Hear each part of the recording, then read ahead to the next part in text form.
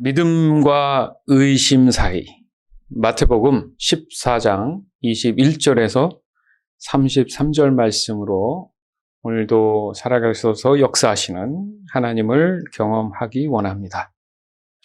사실 믿음과 의심은 극과 극이죠. 섞일 수도 없고 비율적으로도 병행될 수 없는 겁니다. 무슨 말이냐면 믿음 아니면 의심, 이렇게 명확하게 구분되어 있다는 거죠. 또한 믿음이 있지만 의심하는 어떤 부분이 있거나 의심스럽지만 믿음이 있다. 이 말은 좀 모순이죠, 그죠? 그래서 전혀 성립될 수 없는 말이겠죠. 그럼에도 불구하고요, 지금 저와 여러분이 살아가는 우리의 일상을 보면 의심이라는 그 굴레 속에서 늘 살아가고 있습니다. 즉, 의심하지 않으면 때로는 거짓에 속을 수도 있겠죠. 아니면 무언가를 내가 알려고 하는 그런 의지가 없을 수도 있습니다. 과연 이 의심과 믿음, 이것은 어떤 연관성을 갖고 있는지 궁금해진다는 거죠. 우리가 성경을 다시금 매일 반복하고 묵상하면서 세월이 흐른 만큼 우리의 영적인 지식 또한 풍성해질 줄 믿습니다. 그러면서 들어오는 질문들, 그 질문들이 어찌 보면 의심과도 같은 거죠. 그래서 예전과 다르게 뭔가 어떤 내 마음에 밝은 빛이 들어와서 보이지 않던 것들이 보여지는 그런 때를 맞이하기도 합니다. 죄가 세상에 들어온 것은 불순종 때문이죠. 그죠? 불순종. 그 원인이 하나님을 어떻게 했어요? 부정한 방법으로 의심했기 때문에 그렇다는 얘기죠. 그래서 곰곰이 생각해 봤습니다. 그러면 그런 의심은 이미 존재하고 있었던 거잖아요. 맞죠? 여러분 그런 생각 안 들었어요? 항상 선악과 그 사건을 보면서 아니 어떻게 저렇게 의심을 할 수 있을까 생각해 보니까 그때만 해도 죄에 대한 언급이 없었을 때면 분명히 그 의심도 이미 있었던 거잖아요. 그죠? 맞잖아요. 그렇죠? 그렇기 때문에 사람은 이미 어떤 것에 대해서 능동적이든 수동적이든 긍정적이든 할 것 없이 의심할 수 있는 존재로 창조된 게 맞다는 거죠. 그러면 의심의 정의가 뭐냐? 한번 봅시다. 의심은 특정 대상을 확실히 알 수 없어서 믿지 못하는 마음 또는 이상하게 여기는 감정이다. 일반적으로 타인을 의심하는 것은 시민도덕에서 좋지 않은 것으로 인식된다. 다른 견해로는 적당한 의심이 있어야 일상생활이 가능하다고 한다.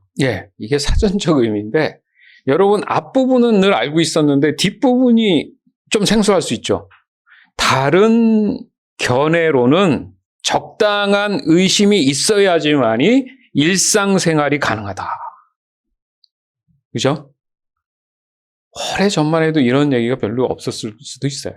그런데 요즘의 사전적 의미를 보면 사람들이 생각한 거죠. 맞죠?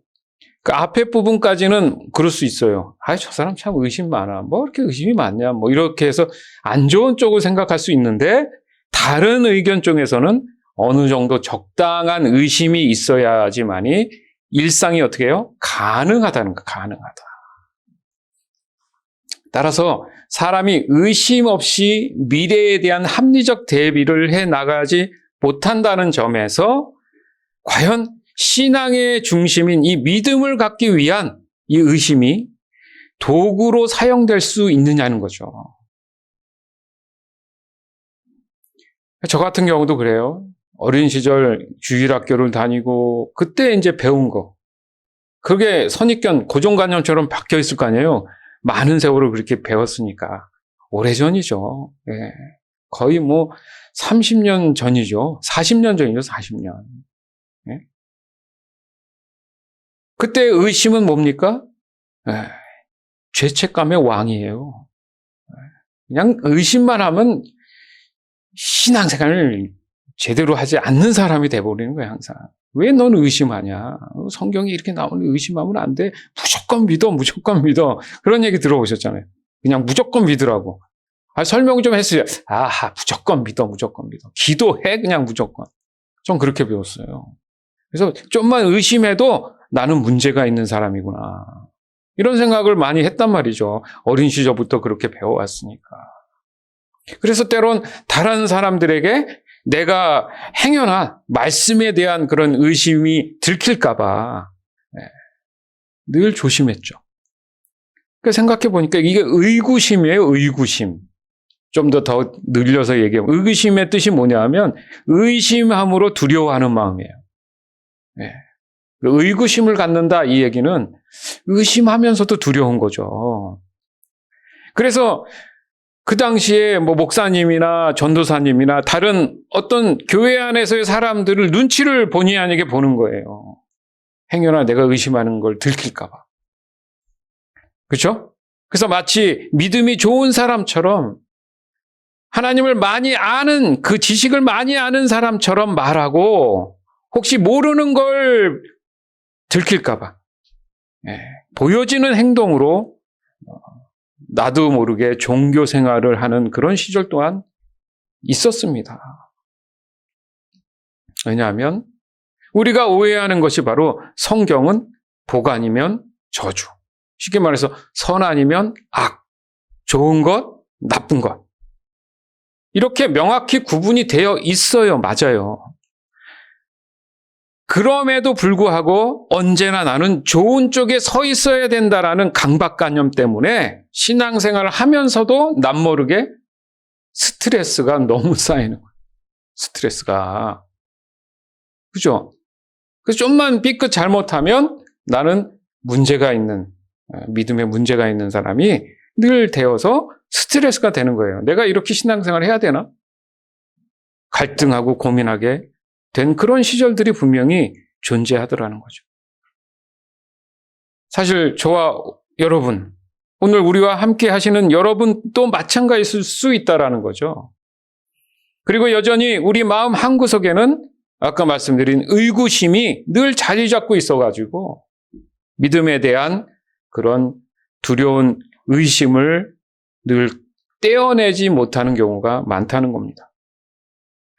그러나 오늘 우리는 이 믿음과 의심 사이를 하나님의 말씀은 어떻게 해결해 오셨고 또 해결해 나가시고 계신지를 깨닫는 귀한 시간이 될 줄 믿습니다. 그러니까 여기서 중요한 전제가 뭡니까? 말할 것도 없이 분명한 순종이죠. 순종. 어찌 되었든 간에 하나님 말씀에 순종하기 위한 의심을 통해서 이 믿음의 한 걸음도 가까이 가기 위한 것이라는 것을 우리가 전제해야 돼요. 항상. 그렇죠? 따라서 이미 사람은 의심이라는 이 자유의지를 소유한 상태에서 창조됐다라는 것을 여러분 딱 이 시간 마음에 새기세요. 그러나 하나님은 그 의심을 하나님까지 감히 건드리지 말아야 될 걸 분명히 얘기하신 거죠. 그죠? 그게 이제 대표적인 게 선악을 알게 하는 나무의 실과를 감히 따먹지 말아라. 이 얘기를 거꾸로 얘기하면 믿음에 대한 소중함을 늘 지켜가면서 살아라. 이걸 강조한 거거든요. 즉 믿음을 인식하고 지키기 위한 자발적인 순종으로 만들어진 것이 바로 의심의 본질입니다. 약간 이미지가 탈피되십니까? 그래야 자유할 수 있어요. 설명이 많이 필요하지만 자, 무엇을 얘기하려고 하는지 여러분 잘 알 거예요. 그 핵심을 잘 짚으시면 되죠. 따라서 의심이 없다는 것은 이미 처음부터 없던 것이 아니라 그 의심의 단계를 거친 거예요. 그래서 더 이상은 그 믿음에 대해서 다른 마음이 존재하지 않은 상태가 됐다는 거죠. 그래서 그걸 우리가 처음 신앙생활 할 때는 참 믿어지지 않고 뭐 이렇게 했는데 시간이 지나면서 믿음이 성장해가지고 이제는 제가 이제 말씀을 그대로 받아들입니다. 이렇게 얘기하잖아요. 그럼 그 전에 무슨 일이 있었니? 의심의 시간이 있었다는 거예요. 여러분, 예수님의 제자 중에 의심의 대표적인 사람이 누구예요? 도마죠. 사람들이 그렇게 얘기한 거죠. 의심 많은 제자, 이렇게 많이 배웠어요. 맨날 등장하는 인물이 도마였어요, 도마. 그런데 우리가 성경을 깊이 이렇게 찾아보고 연구해 보니까 놓친 게 있더라고요. 미국에서도 일반적으로 그런다며요. 의심 많은 사람을 가르쳐서 의심하는 도마다, 너는. 이런 식으로 얘기를 하듯이 완전히 그게 보편화되어 있단 말이죠. 하지만 우리가 이제는 말씀을 좀 더 명확히 볼 필요가 있는 거죠. 요한복음 20장 24절에서 29절을 보면 예수님은 도마에게 너 왜 의심하냐? 혹은 아이고 이 의심 많은 친구야, 이런 말이 안 나와요. 거기 그 의심이라는 말이 없어요. 도마하고 의심은 이 단어가 없는 거예요. 이게 여러분 아셨습니까? 도리어 도마는 그렇게 얘기했죠. 도리어 왜냐하면 그 자리에 없었어요. 예수님이 나타난 자리에 첫 번째 없었어요. 다들 얘기하는 거야. 에이 설마. 그래? 그러면 그 예수님인지 내가 그 옆구리 창자국이나 이렇게 손에 구멍이 있을 거 아니야. 내가 넣어봐야 내가 진짜 믿겠어. 에이 설마. 근데 그 다음에 또 나타나셨잖아요.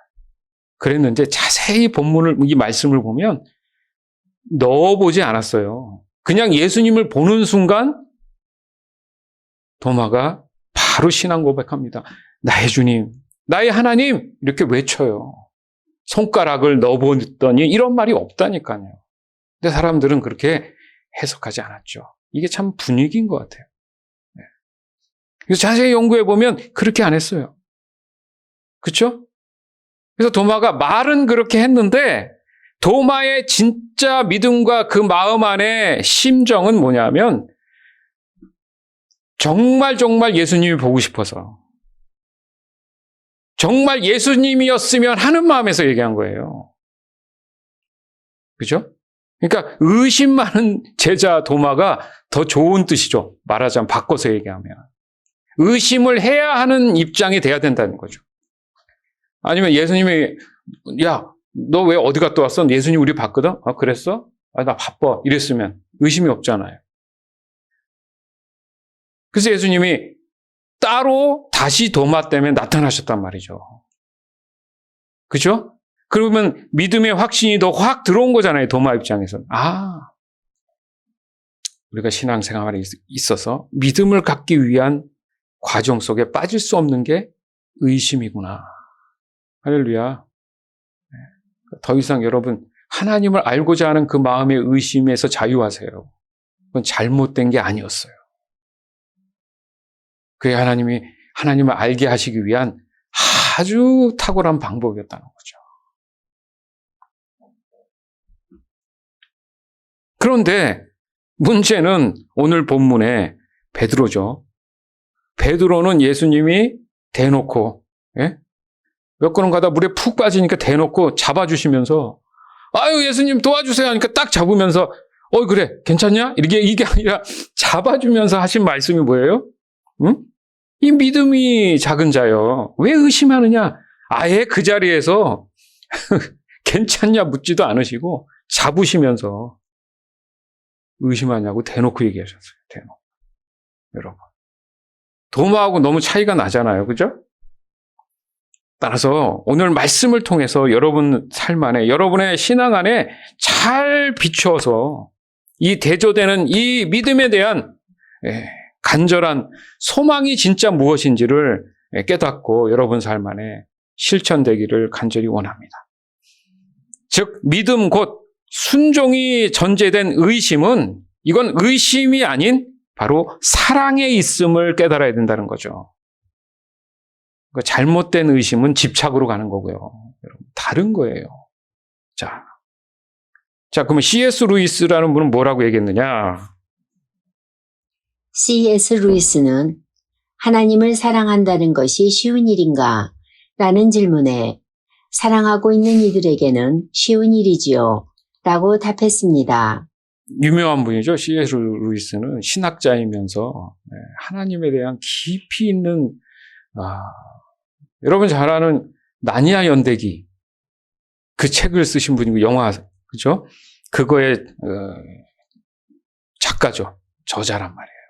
그 안에 우리는 일반적으로 재미있는 그 모험적인 영화를 보지만 그 안에는 하나님을 얘기합니다.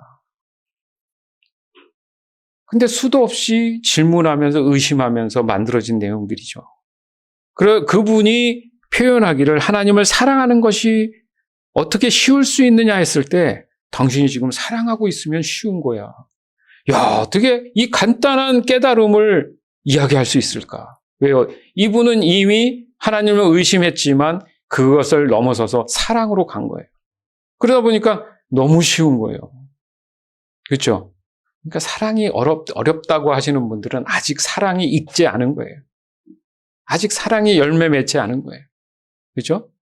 맞잖아요.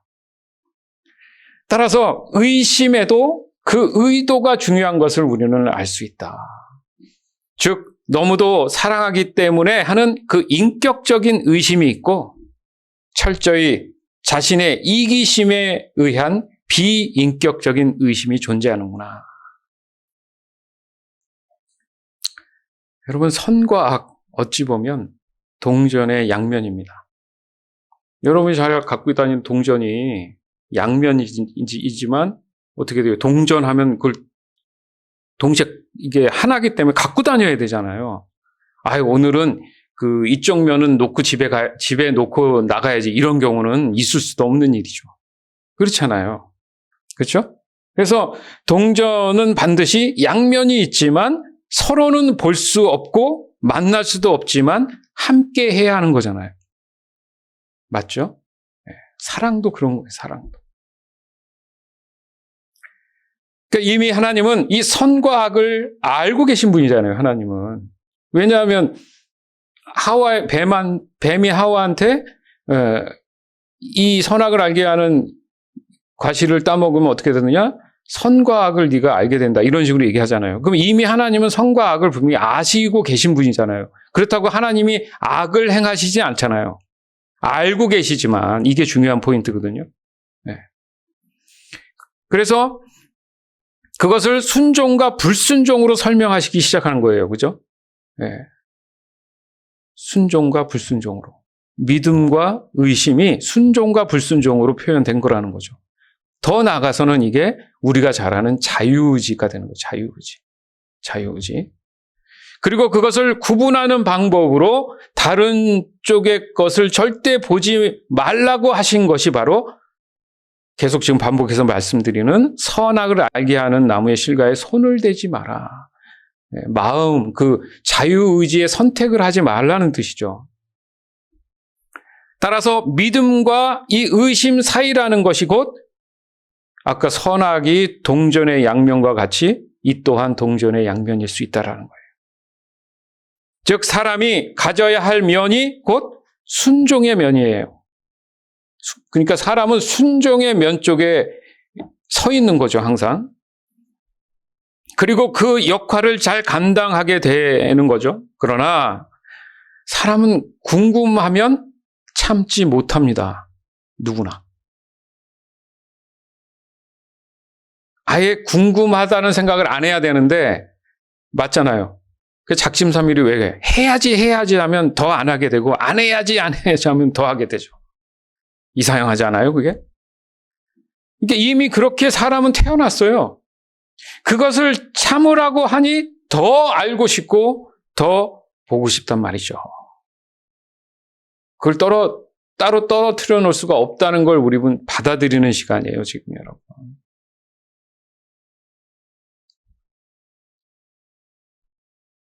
그래서 옛 속담에 차라리 모르면 뭐라고요? 약이다. 그러면 아는 것은 뭐라 그래 또? 힘이다. 그런데 아는 게 힘이라는 이 말이 우리 같은 그리스도인들이 적용해야 될 것은 하나님을 아는 것이 힘이 돼야 된다는 얘기죠. 그래야 내가 순종의 믿음에 가까운 삶을 유지하며 살아갈 수 있다는 거예요. 세상의 지식이나 뭐 물질이나 명예나 이런 것을 갖기 위해서 아는 것이 아니라 우리의 믿음이 온전하기 위해서는 하나님을 아는 것에 대한 의심을 가지고 살아가야 된다는 거죠.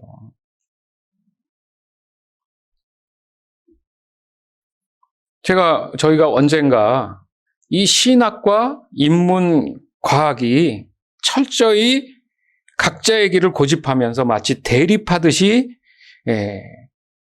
수많은 세월을 지내왔다. 그런데 얼마 전부터 이것이 얼마나 복음에 증거되는 그 복음 방법에 대해서 세상으로부터 빛을 내지 못하는 이 어리석은 교만이라는 사실을 사람들이 서서히 말하기 시작했다 그랬잖아요.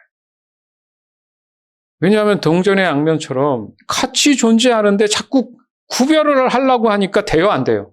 자기 삶도 안 되는데. 맞잖아요. 그래서 중세시대 때는 심한 경우 사람들이 다 어디로 갔어요? 수도원으로 들어갔잖아요, 그 당시에. 근데 수도원의 삶이 주어졌다고 해서 사람들 마음이 바뀌겠습니까? 그 안에서도 수많은 일이 있죠. 안 되는 거예요, 이거. 안 되는 거. 안 될 때는 여러분 지혜를 내가 삶의 지혜를 알려드려요. 안 될 때는 받아들이세요. 이해하지 못한다는 말을 하지 말고 그런 것도 있구나 그냥 받아들이세요. 대신에 그 자리에 내가 있지 않으면 되는 거예요. 이해 못할 사람들 수두룩히 많죠. 그런데 존재하잖아요. 그럼 그 사람은 있는 거예요, 없는 거예요? 있는 거잖아요. 그러니까 그냥 받아들이는 거예요. 대신 그 사람하고 놀지 않으면 되잖아요.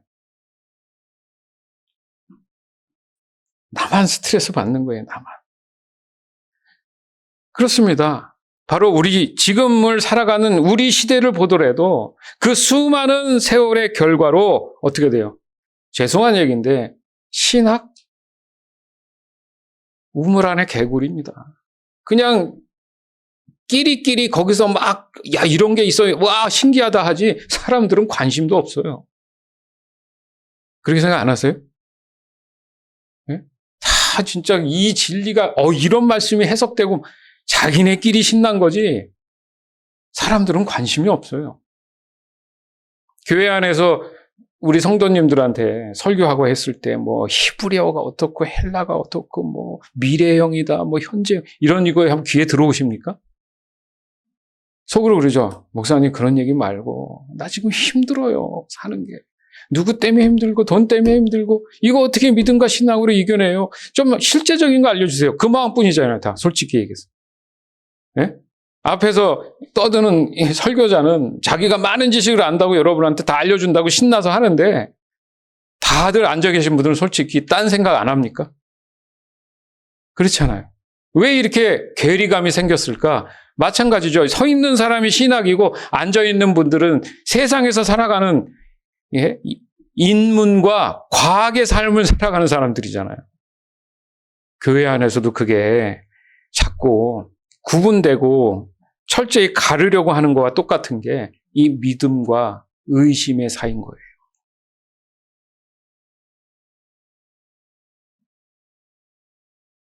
그러다 보니까 젊은 친구들이 예전보다 스피드가 더 붙었답니다, 지금.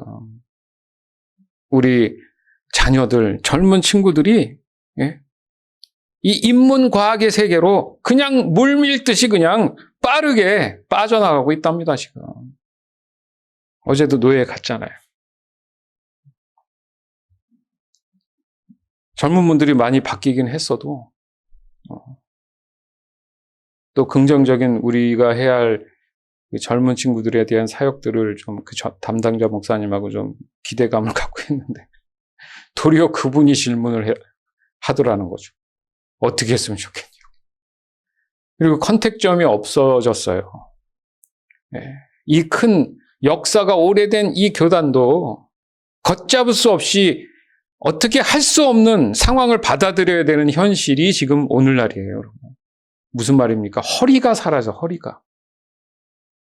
다 이제 나이 드시고 은퇴하실 분들밖에 안 남는 시대, 그 시간이 점점 더 가까워지고 있습니다. 거기에 참 하나님이 우리 예수섬김교회를 들어 쓰시는구나. 자국을 남기시게 하시려는구나. 저는 너무 감사했죠. 그래서 진형제가 앞에서 발표하고 규자 형제가 이제 그 담당 목사님이랑 같이 좀 쉐어하고 나누면서 끝나고 나서 이제 집에 가려고 하는데 진형제를 막 이분 저분이 막 붙잡고 연락처를 달라고. 왜? 다들 방법을 아는 것 같아도 안 되는 거예요, 이게. 온전한 이 의심은 바로 믿음으로 가는 지름길이었어요. 근데 그거를 거룩해야 된다는 이유 때문에 자꾸 그걸 사람이 구분해 버리니까 이게 서로 어울리지 못해 버리니까 이 갭이 점점 더 커져 버린 거라는 거죠.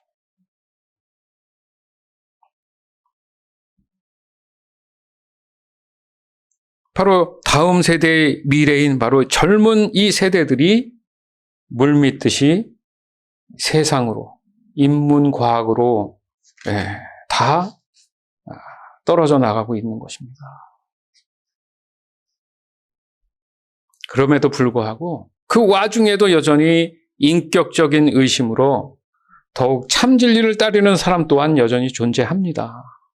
그러나 그 숫자가 점점 더 어떻게 돼요? 극소수로 가고 있죠. 여기서 우리는 복음에 대한 의심을 잠깐 해볼 필요가 있다는 거예요. 그리고 그 의심을 인문과 이 사회과학이 공감할 수 있도록 어떻게 하면 할 수 있을까? 그들과 함께 살아가고 있기 때문에 그런 거예요. 하나님이 왜 이 땅 가운데 그들과 함께 살아가도록 했을까? 의심해 봤습니까?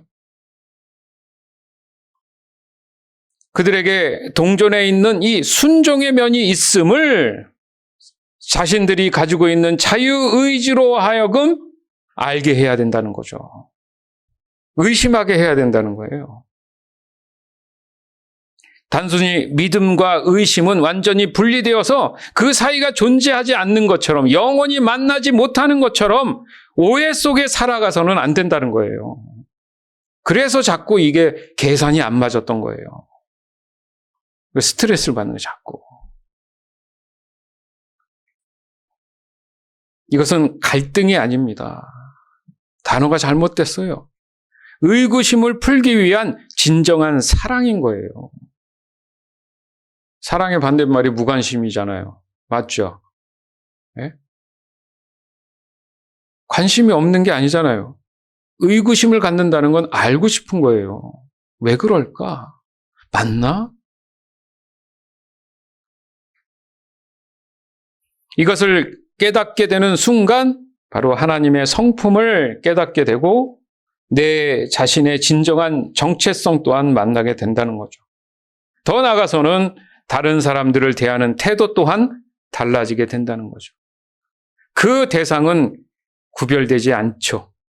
다만 의심에 대한 구별된 그 방법으로 각자의 인격이 성숙해져 가는 겁니다.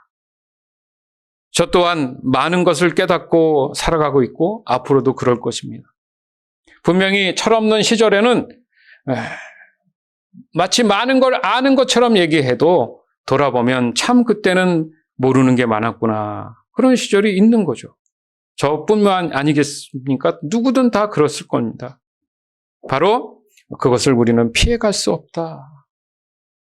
그러나 그것이 나이가 드는 만큼 성숙해져야 되는데 성숙하지 못하면 사람은 추해지기 마련입니다.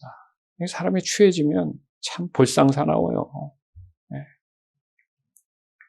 마찬가지로 지금 우리가 나누고 있는 바로 이 믿음과 의심의 이 사이는 보여지는 것이 다가 아니라는 점에서 도리어 의심이 믿음을 더 확고하게 하는 참된 자유의지인 곧 긍정적 이면성을 갖고 하나님의 말씀을 적용해 나가는 것이 진정으로 하나님이 원하시는 믿음과 의심의 사이라는 겁니다. 오늘 본문 또한 그렇습니다. 바로 믿음과 의심 사이를 확실하게 설명해 주시는 장면이에요. 마태복음 14장 21절에서 24절, 요한복음 6장 13절에서 18절. 먹은 사람은 약 5천 명이나 되었는데 이는 여자와 어린이가 포함되지 않는 숫자입니다. 그 즉시 예수님께서는 제자들을 배에 타게 하시고 호수 건너편으로 먼저 가 있으라고 하셨습니다. 그동안에 예수님께서는 사람들을 되돌려 보내셨습니다.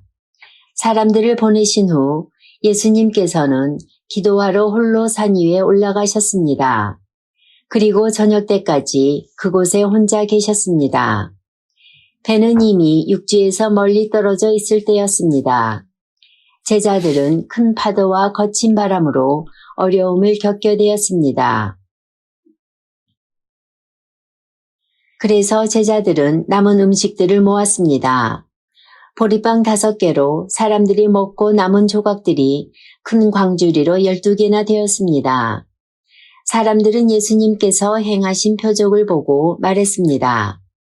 이분은 세상에 오실 그 예언자가 틀림없다.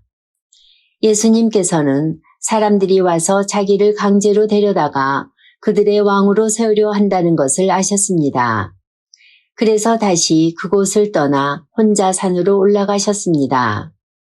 밤이 되자 예수님의 제자들은 갈릴리 호수로 내려갔습니다. 이미 날은 어두워졌지만 예수님께서는 아직 제자들에게 오지 않으셨습니다.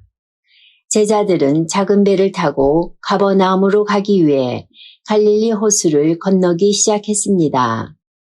그때 강한 바람이 불어오고 호수 위의 파도는 점점 거세졌습니다. 아멘. 우리 신약 성경에 보면은 사복음서라고 해서 예수님이 직접 오셔서 활동했던 기간을 적었는데 그 제자들이 또 제자가 아닌 사람도 있지만 어쨌든 그 겹치는 사건인데 보는 관점이 다르고 설명이 좀 더 된 부분들이 있는 그 말씀들이 있단 말이죠. 그래서 이제 마태복음을 오늘 우리가 보지만 요한복음을 보면 실제로 그 안에서 왜 그렇게 했는지가 설명이 좀 더 된 게 이제 요한복음이기 때문에 같이 본 거예요. 예. 그래서 보면 사람들의 이 의심은 자신들의 그 이기심으로 예수님을 바라본 거죠. 뭐 때문에 알 수 있어요? 요한복음을 보니까 알 수 있다는 거죠. 15절에 보니까 표적을 보는데 예수님을 보지 않고 자신들을 어떻게 해요? 그들의 왕으로 그러니까 예수님을 그들의 왕으로 세우려 한다는 것을 이 사람들은 생각한 거죠. 그렇죠? 맞죠? 그러니까 결국은 예수님보다는 자신들이 로마 제국에서 독립해가지고 이제 자신들이 편하게 잘 살 생각만 한 거예요. 예. 그래서 예수가 진짜 우리의 왕이 될 것인지를 의심하는 관점에서 보니까 오병이어의 역사가 일어나니까 그 표적을 보면서 그러니까 의심을 했는데 눈에 보이는 그 표적을 보고 맞다. 우리가 생각했던 그 왕이다. 해석이 다르죠, 지금.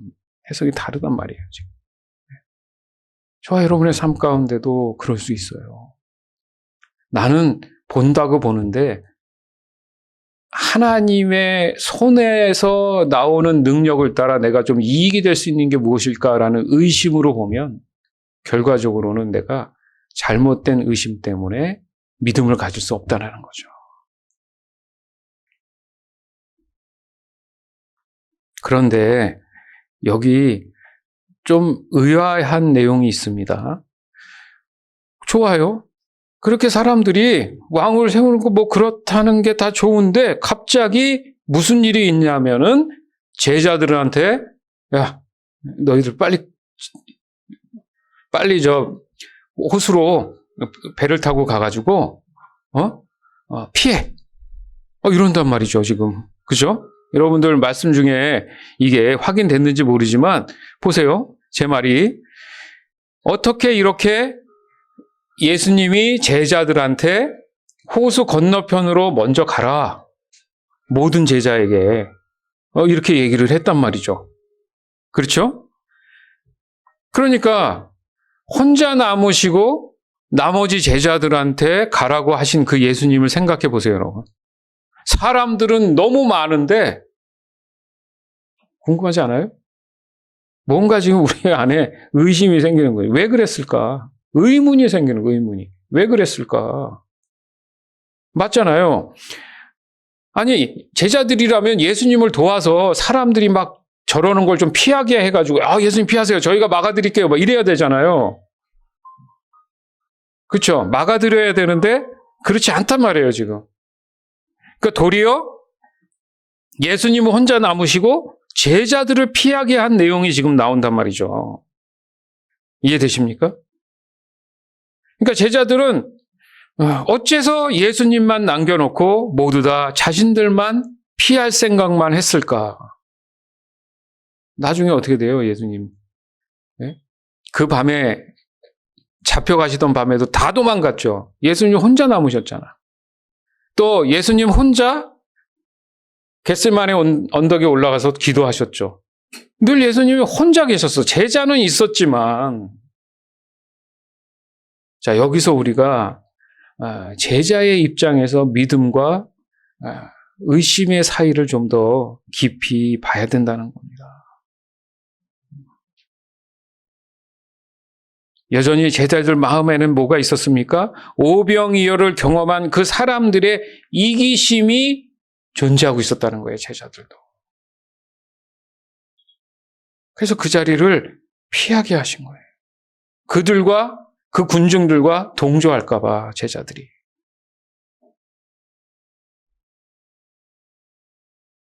즉 제자들 대부분은 사람들과 동일한 그 의심 속에서 예수님이 이제 육신의 왕이 될 것을 바라본 거예요.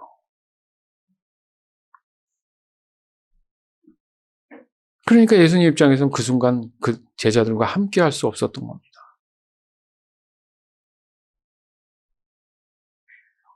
우리 또한 동일한 이 이기적인 의심 안에서 예수님을 바라볼 수 있다라는 거예요.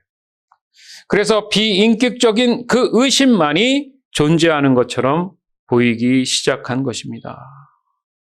즉 부정한 의심만이 존재한다라는 바로 이 동전의 한 면만을 본 그런 세월만큼 우리가 잘못된 가르침에 젖어서 살아왔던 거죠. 무조건 좋은 것, 나쁜 것. 그러나 모든 것을 창조하신 분은 누구예요? 하나님이시죠. 그러니까 애시당초 창조하시면서 다 너희가 다스리고 다 해도 되는데 단 하나는 하지 마라는 부정적인 게 있잖아요. 이미 그것도 포함이 된 삶인 거예요. 죄가 들어왔기 때문에 그렇게 된 게 아니라 중요한 거는 아담과 하와에게는 반대면인 부정한 생각은 없었다 한들 그 마음 안에는 늘 스스로 가진 자유의지가 있었기 때문에 그 선을 넘게 된 거죠. 그러나 이미 존재한 것이다. 죄 많은 세상을 품고 포용하자는 얘기가 절대 아닙니다. 오해하면 안 돼요. 복음이 필요한 것은 이 믿음이 있는 사람이 아니라는 거죠. 복음이 필요한 사람은 누구예요? 죄를 깨닫지 못하고 여전히 이기적인 의심에 속해 있는 사람들을 위한 거잖아요. 그럼 그들을 이 복음을 이해시키기 위해서는 그들의 눈높이도 필요하잖아요. 따라서 바로 이기적인 이 의심에서 벗어나서 하나님을 알기 위한 의심으로 그 마음이 새롭게 되도록 하는 것이 곧 믿음의 필요성이기 때문에 바로 믿음과 의심 사이에 봤을 때 바로 믿음을 위한 의심으로 이끌어내는 것이 바로 그리스도인의 역할이라는 거예요. 홀로 사람들을 돌려보내시고 계신 그 예수님을 한번 생각해 보십시오. 분명히 제자들이 있었지만 그 많은 사람들을 예수님이 뭘 어떻게 했는지 설명 안 나오지만 다들 집에 가시라고 뭐 이렇게 했을 거 아니에요. 상상을 해보세요. 예? 엄청나게 많은 사람들. 5,000명 이상의 사람들이 있었는데 뭐 혼자서 뭘 하셨는지 사람들 흩으셨단 말이에요.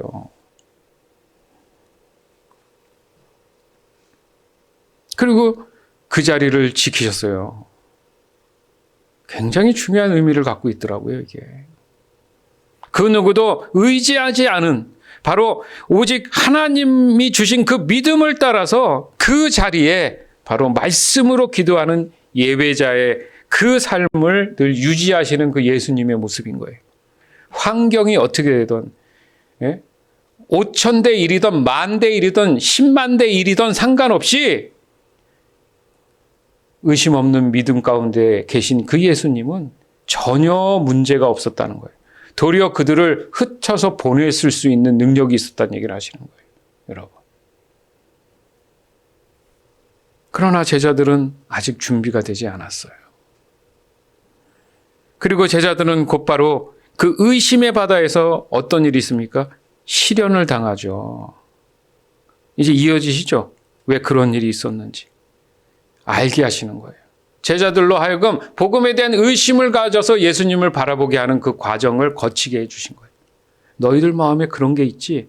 그래, 너희들은 그래도 다 흩어서 보낸 그런 일반적인 사람들이 아니잖아. 너희들은 내 제자야. 내가 보여줄게. 너희들 마음에 뭐가 문제인지, 잘못된 의심이 뭔지를 내가 설명해 줄게. 즉 자신들의 의심이 결국 이기적인 그런 의구심으로 인해서 우왕좌왕하면서 어찌할 바를 모르는 그 자신들의 모습을 직접 경험하게 하신 겁니다. 마태복음 14장 25절에서 33절. 이른 새벽에 예수께서 바다 위로 걸어서 제자들에게로 가셨다. 제자들이 예수께서 바다 위로 걸어오시는 것을 보고 겁에 질려서 유령이다 하며 두려워서 소리를 질렀다. 예수께서 곧 그들에게 말씀하셨다. 안심하여라, 나다. 두려워하지 말아라. 베드로가 예수께 말하였다. 주님, 주님이시면 나더러 물 위로 걸어서 주님께로 오라고 명령하십시오. 예수께서 오너라 하고 말씀하셨다. 베드로는 배에서 내려 물 위로 걸어서 예수께로 갔다. 그러나 베드로는 거센 바람이 불어오는 것을 보고 무서움에 사로잡혀서 물에 빠져들어가게 되었다. 그때에 그는 주님 살려주십시오 하고 외쳤다. 예수께서 곧 손을 내밀어서 그를 붙잡고 말씀하셨다. 믿음이 적은 사람아, 왜 의심하였느냐? 그리고 그들이 함께 배에 오르니 바람이 그쳤다. 배 안에 있던 사람들은 그에게 무릎을 꿇고 말하였다. 선생님은 참으로 하나님의 아들이십니다. 그제서야 이제 예수님이 누군지를 본 거예요. 그 전까지만 해도, 그죠? 그들 마음 안에는 아직, 근데 적어도 아직은 선생님인 거예요, 지금. 여러분, 덜 익었어요, 아직도. 여기서 선생님이잖아요, 아직은. 가르치는 사람. 사랑하는 사람이 아니라 아직도 제자들 입에는 선생님이에요, 선생님. 여러분이 믿는 예수님은 선생님이십니까? 사랑하는 분입니까?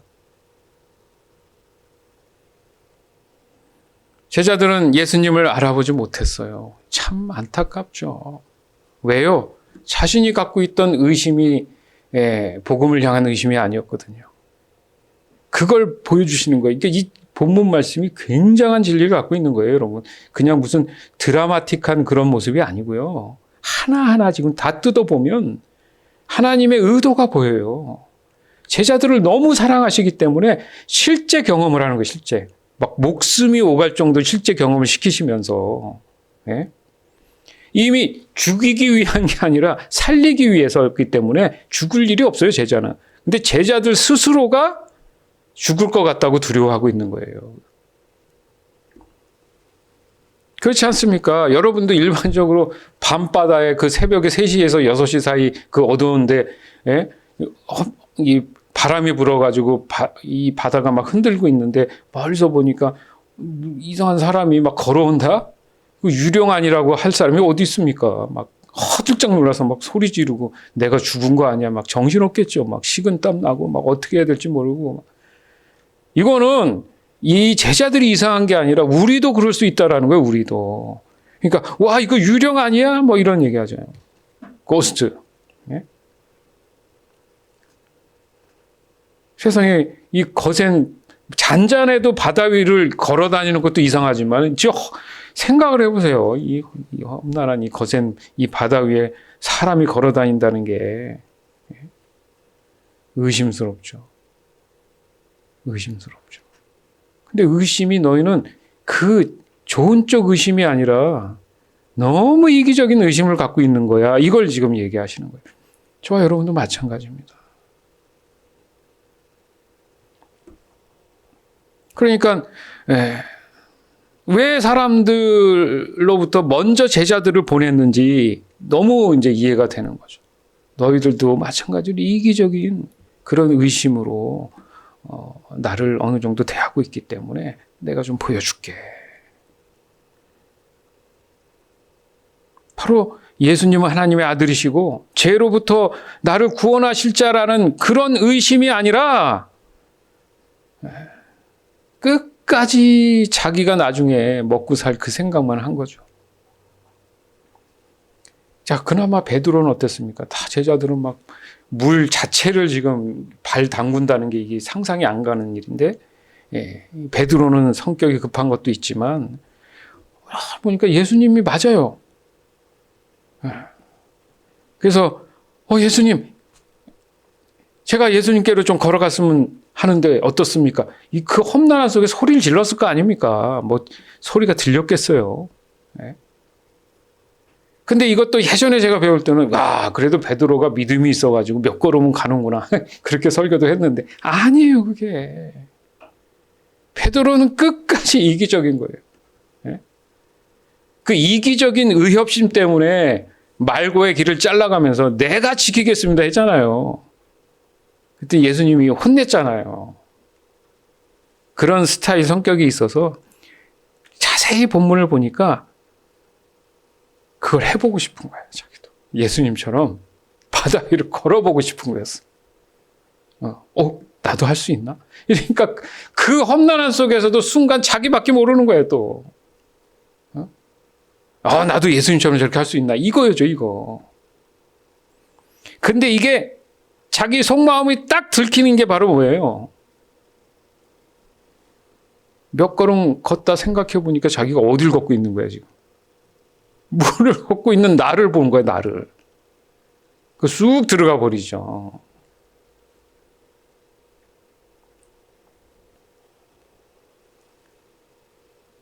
바로 이 장면이 믿음과 의심의 사이의 절정입니다. 여러분 신앙생활의 그 절정이 거기에 항상 있는 거예요. 예수님이 계셔 바라보지만 순간 내가 이기적 그 의심 때문에 빠져버리는 거예요. 그 예수님이 안 계신 거 무시하고 없다는 게 아니라 있는데, 계신데. 그러니까 자신도 예수님처럼 바다 위를 좀 걷고 싶은 욕심이 생긴 거죠. 바로 믿음과 의심 사이를 지나고 있는 그 찰나였죠. 그러나 결국 자신의 이기적인 그런 의심의 마음을 들켜버린 겁니다. 그러니까 베드로가 거센 바람이 불어오는 것을 보고 무서움에 사로잡혀서 물에 빠져 들어갔다. 지금 누굴 보고 있는데? 근데 되게 말이 모순되는 게 그때에 베드로가 뭐라 그래요? 주님 살려주세요. 말이 안 맞아요, 지금. 맞잖아요. 예수님은 위에 계시면 예수님께 오라고 하면 가면 되는데 중간에 뭔가 지금 빠져 있어. 물에 빠져버렸잖아요. 그러고 나서 살려달라고 하는 분이 누구야? 예수님이잖아요. 굉장히 심오하죠. 그러니까 베드로가 본 게 뭡니까? 믿음과 의심 사이인 거예요. 그 믿음은 예수님께 가야 되는데 거센 파도를 믿은 거죠. 이게 막 혼돈스러운 거죠. 바로 자기 자신을 본 겁니다. 눈앞에 예수님이 계신데도 그 순간에도 우리는 내 자신만을 볼 수 있어요. 안 계신 게 아니라니까요.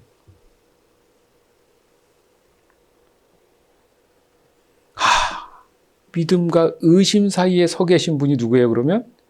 예수님이시구나. 그 예수님이 빠지면 물에 빠지는구나. 그래서 예수님이 그 물 위에 서 계신 거였구나. 너희들 봐라. 내가 이런 하나님이야. 이게 아니라 요거 설명한 거예요. 내가 믿음과 의심 사이에 있는 사람이다. 아니, 하나님이다. 구원자다. 건져주시잖아요. 그러면서 왜 의심하니? 내가 믿음 쪽에 너를 늘 함께하고 있는데.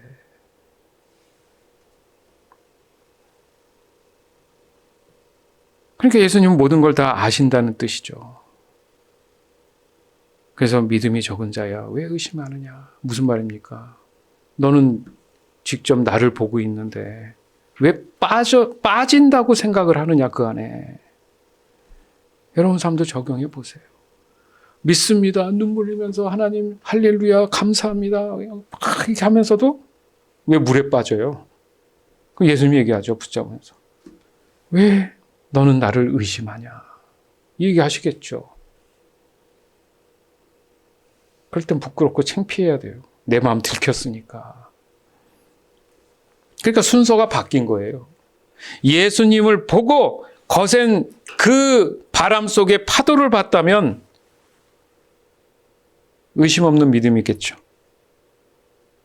예수님을 봄에도 불구하고 거센 그 파도를 먼저 보고 예수님을 보니까 그 순간 빠진 거예요. 여러분, 신앙은 순간 실족합니다.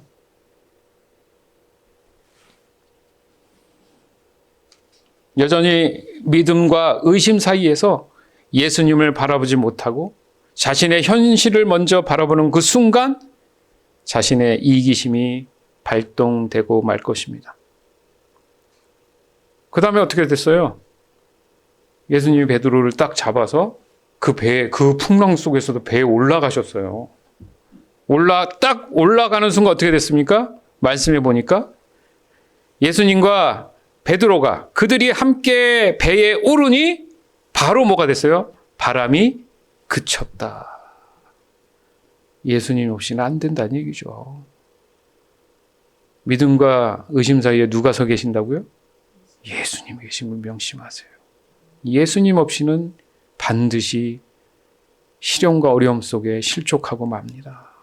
그런데 예수님 옆에 안 계신 게 아니라니까요.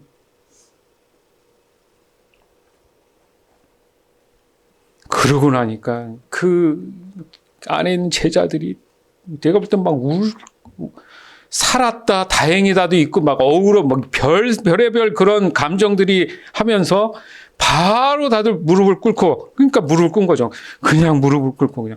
제가 볼 땐 일부러가 아니라 자동으로 텁썩 이렇게 앉았을 것 같아요.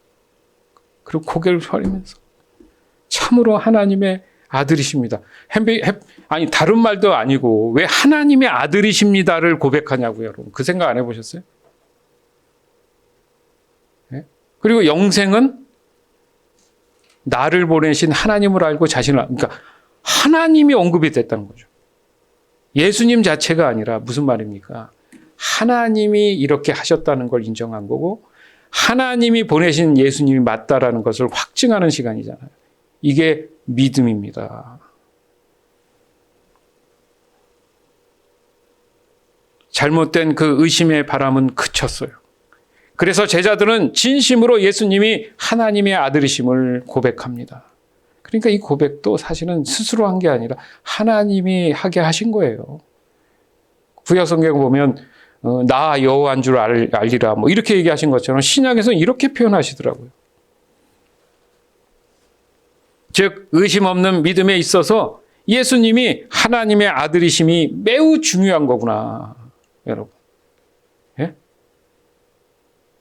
그러니까 내가 하나님을 알기 위해서 예수님이 하나님의 아들이신 게 맞나? 라는 그런 의심도 필요하다는 거예요. 그러면 이제 찾아보게 되죠. 말씀 보게 되죠. 하나님이 그렇게 하시는 거예요. 그러니까 그게 잘못된 게 아니라는 거예요. 의심을 너무 우리는 둥글둥글하게 하나로만 이해했다는 거예요. 부정적인 것만. 그러지 말라는 거예요. 그러면 자유하지 못해요.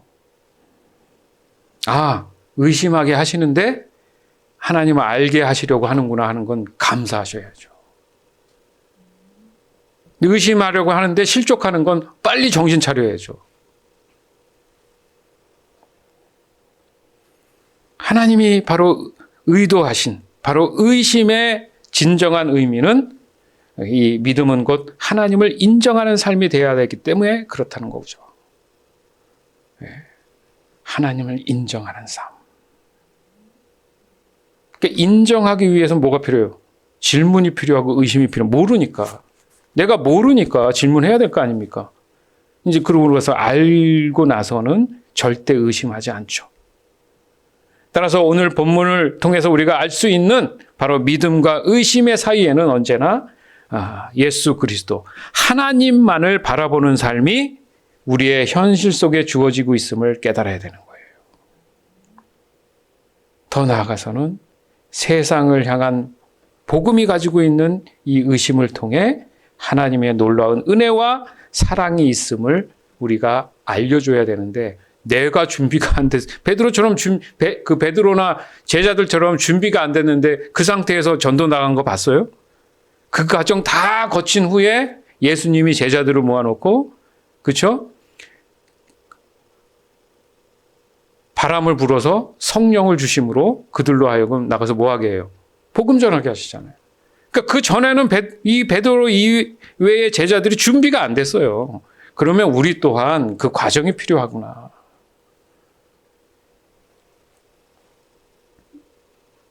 주 안에서 사랑하는 여러분, 인격적 이 의심은 이미 하나님의 선하신 뜻 안에 사용되도록 창조되었음을 우리가 반드시 기억하고 또 지금까지 내가 알았던 부정적 그 의심만이 있는 것이라는 그 고정관념을 이 시간 다 박살을 내시기 바라요. 도리어 교회는 세상의 빛과 소금이 되지 못하고 이기적이고 고집스러운 집단으로 변질된 것을 우리는 현실 속에서 너무 많이 보고 듣고 있습니다. 세상의 빛과 소금은 곧 자신의 희생이 전제돼야 되죠. 그럴 만한 명분이 없기 때문에 희생하지 않는 거예요. 그럴 만한 참 의심이 없기 때문에 안 하는 거예요. 그것은 분명히 예수님이 우리에게 충분히 보여주신 겁니다. 즉, 복음의 능력은 세상의 죄로부터 구원을 의심하게 만들어야 되는 거죠. 정말 내가 믿으면 구원받을 수 있다는 거야? 그 근거가 뭐야? 이 의심을 줘야 되는 거예요. 당신 예수 믿고 구원받으세요. 빠이. 안 돼요, 그게. 뭐야, 저 사람 하지. 예? 당신의 삶을 봐봐. 늘 삶이 부정적이고 힘들지. 왜 안 될까, 안 될까? 맨날 그런 의심만 하지. 그런데 해결책이 있어. 그러면 그 의심을 이제 하나님을 아는 관점으로 좀 바꿔봐봐. 내가 설명해 줄게. 야, 이게 복음 증거 아니에요? 사람이 의심 없는, 질문도 없는, 그 관심도 없는 그런 삶으로 살아간다면 그것은 결국 사람들로 하여금 점점 더 복음에 대해서 마음 문을 굳게 닫아버리는 결과를 만들 것입니다. 따라서 믿음과 의심 사이는 완전히 다른 것이지만 마치 동전의 양면처럼 동시에 존재한다는 사실 또한 우리가 받아들여야 돼요.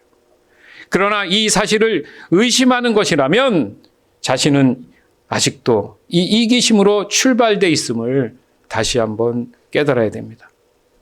그래서 하나님은 절대 그 선을 넘지 말고 하나님의 말씀에 절대 순종함으로 인해서 더욱 하나님을 알고자 하는 그런 인격적 의심으로 살아가도록 하시는 거죠. 그래야지만이 이 동전의 양면이 늘 균형을 이루는 것처럼, 여러분 동전 이렇게 세워놓고 땅 치면 뺑 돌고 잘 돌죠. 그죠? 그게 균형이 있게 잘 조절이 되는 그게 신앙생활인 거죠.